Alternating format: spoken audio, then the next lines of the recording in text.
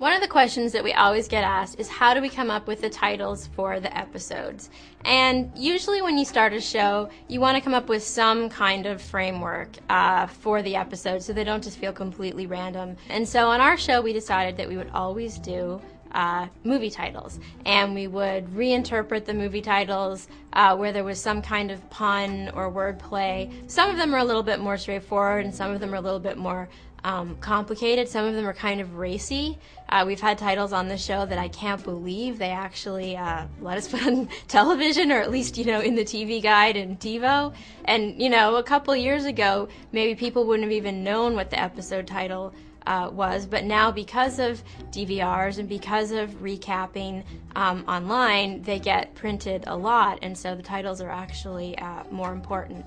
And I think if you look closely at the titles, you can almost always tell a little bit something about what's going to happen in the episode. If there's a character's name in it, Magnificent Archibald hinted that there was going to be a big Nate story at Thanksgiving. We have a lot of fun, and we sort of throw things around in the room, and maybe the first idea isn't the one that sticks. We'll kind of play with it a little bit and try and up the ante. It's fairly competitive to see who will come up with the best title, and we hope people get a little bit of fun, seeing what they are and seeing how they relate to the episode. I think two characters have evolved the most this season, and they are both from the same family. They are Dan and Jenny Humphrey. I think that Jenny has gone on a real journey where last year we saw her sort of battling it out with the Mean Girls and Blair in the context of school, and she's kind of this year taken that battle to the streets, to the city.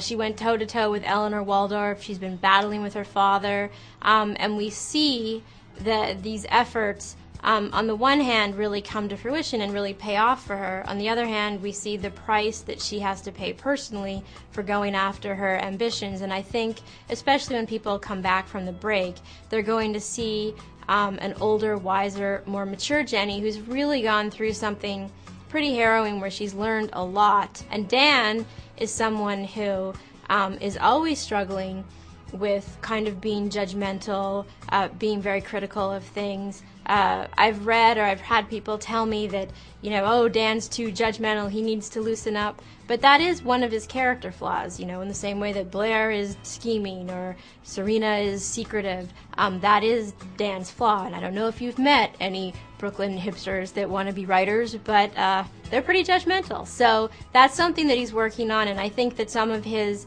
experiences this year have really forced him into situations where he's done things and made decisions which make it a lot harder for him to judge other people, because he's been in their shoes. He's done some things that he regrets. He's done some things that don't reflect well on his character, and that makes him a little bit more tempered moving forward.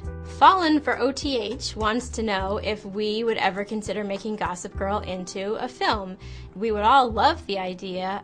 It would be great to do something on the big screen. I think the question would be when and how would we do it. Sex and the City did a nice job of sort of giving everyone a little bit of a break and wrapping the TV show up nicely and then coming back for a movie. That is something that we could consider doing, but right now we're just focused on making the show as good as we can and enjoying the fact that we're able to tell stories every week.